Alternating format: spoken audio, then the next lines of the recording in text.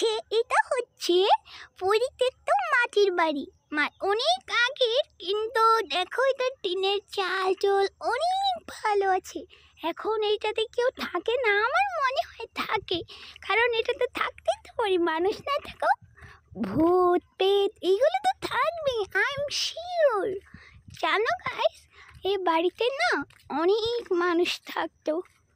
এই বাড়িতে আগুন লেগে সবার মৃত্যু হয়ে যায়।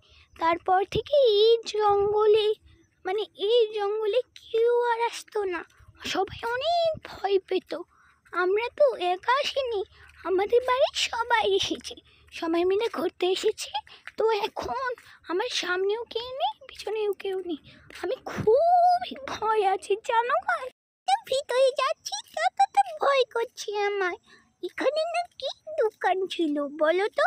এটি দোকানের মতো হলো, আরও আমার এটার ভিতরে ঢুকতে ঢুকতে শরীর দাঁড়িয়ে উঠছে। আমার কিন্তু খুব ভয় করতেছে।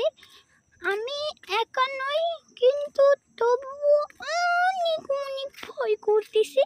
এটাকে মনে হচ্ছে পরিত্যক্ত স্কুল। না না না, স্কুল তো হবে না, ঘর কিংবা দোকান।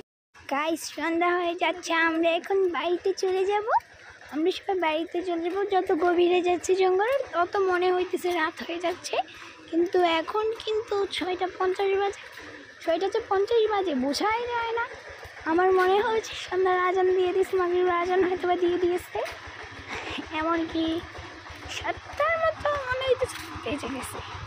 এমনই দেখো, এটা হলো বাংলার ট্রাক্টর। যারা যারা বাংলার ট্রাক্টর ছিল না, এই যে দেখে নাও।